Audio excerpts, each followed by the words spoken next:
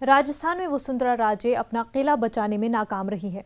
कांग्रेस ने रियासत में अक्सरियत हासिल कर ली है, ताहम बीजेपी एक मजबूत ऑपोजिशन के तौर पर सामने आई है। राजस्थान का वजीर आला कौन होगा, इसका फैसला आज मुमकिन है। पेश है रिपोर्ट।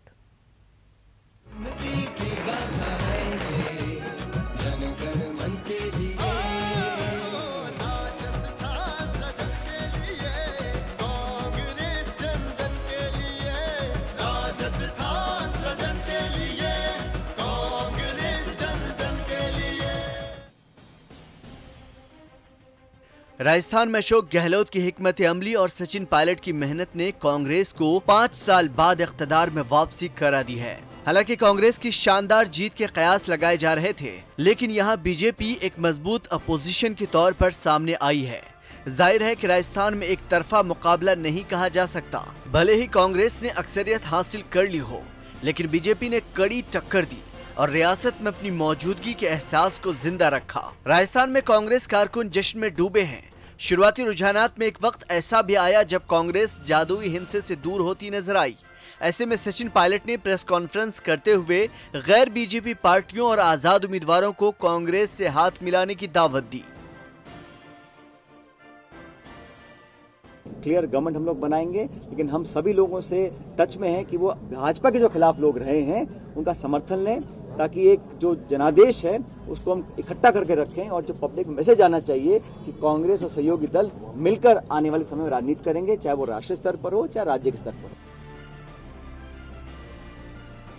राजस्थान में अभी तक पार्टी आला कमान ने यह साफ नहीं किया है कि वजीर आला के तौर पर वह किस लीडर की ताजपोशी करेगी, लेकिन शुरुआती रुझानात के दौरान रियासत के अलग अलग मुकामात पर कांग्रेस कारकुन दो खीमों में बटे नजर आए। एक अशोक गहलोत तो दूसरा सचिन पायलट के नाम के नारे लगाता दिखा, लेकिन कांग्रेस अपने दोनों लीडरों को अवाम के सामने एक साथ पेश करती रही और ये दिखाने की कोशिश की जा रही है कि दोनों लीडरों में वजारत आला की कुर्सी को लेकर कोई मतभेद नहीं है।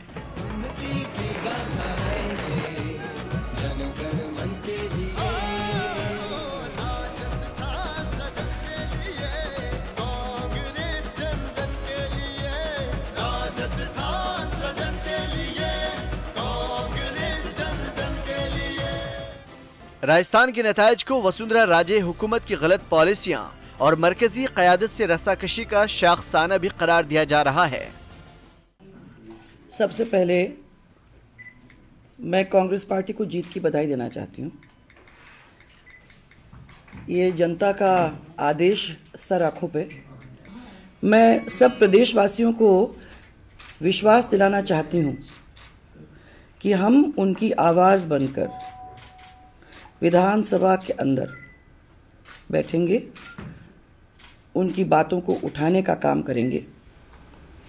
साथ में जो भी सकारात्मक काम है जनहित के लिए, उनको भी उठाने का काम करेंगे। अब चूंकि रियासत में कांग्रेस हुकूमत बनाने जा रही है, तो ऐसे में उसके सामने चैलेंजेस भी कम नहीं है। किसान, बेरोजगार नौजवान और जिन्होंने अपना कीमती वोट कांग्रेस को दिया है, अब वो उम्मीद भरी नजरों से कांग्रेस की तरफ देख रहे हैं। अब देखना ये होगा कि कांग्रेस लेजिस्लेटिव पार्टी की मीटिंग में क्या कुछ सामने आता है और कयास आराइयों और दावों का ऊंट किस करवट बैठता है। Bureau report, news 18 Urdu. Jaipur से हमारे नुमाइंदे सचिन शर्मा इस वक्त हमारे साथ जुड़ चुके हैं। सचिन, आपसे जानना चाहेंगे, राजस्थान में कांग्रेस अक्सरियत हासिल कर चुकी है, ऐसे में बड़ा सवाल यही है कि सीएम कौन चुने जाएंगे, सचिन पायलट या फिर अशोक गहलोत? देखिए मुनज़्ज़म, आपको बताऊं कि जो ये प्रश्न है ये कल से लगातार लोगों के जहन में है कि आखिरकार अब जो मुख्यमंत्री बनेंगे वो कौन होंगे, क्या अशोक गहलोत होंगे या सचिन पायलट या इन दोनों के अलावा कोई तीसरा व्यक्ति। ऐसे में इसी प्रश्न को हल करने के लिए यहाँ पर केंद्र से पर्यवेक्षक के तौर पर केसी वेणुगोपाल यहाँ आ चुके हैं। कल से लगातार उनकी बैठकें हो रही हैं। सचिन पायलट और जो अशोक गहलोत है उनके साथ उनकी चर्चाएं हुई है। इसके अलावा जो पार्टी के जो दूसरे बड़े नेता हैं वो इस बैठक में मौजूद रहे हैं।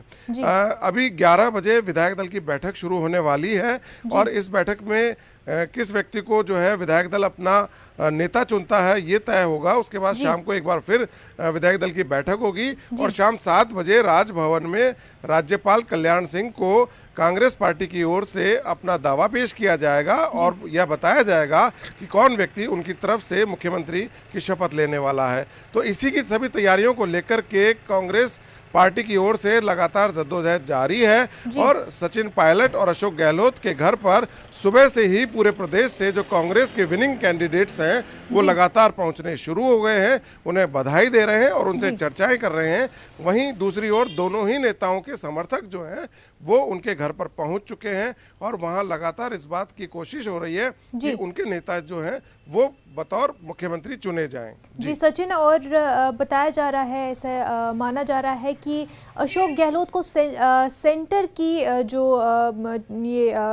सेंटर का काम जो है सौंपे जा सकते हैं।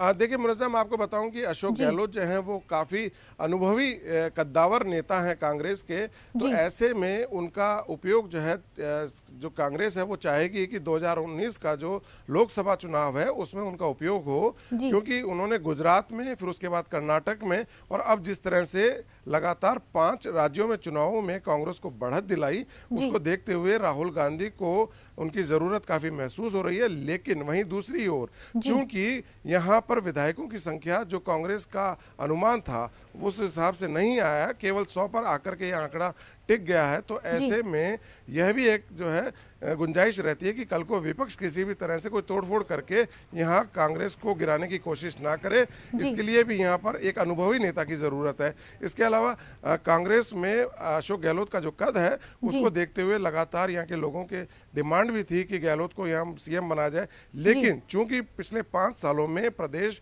अध्यक्ष के तौर पर सचिन पायलट ने जिस तरह से यहाँ पर वर्क किया और जो ग्राउंड वर्क हुआ उसका फायदा जो है पार्टी को मिला है, तो ऐसे में जो युवा वर्ग है वो चाहता है कि अब यहाँ किसी युवा चेहरे को मौका दिया जाए। तो ऐसे में दोनों ही ऑप्शन जो है पार्टी के सामने हैं।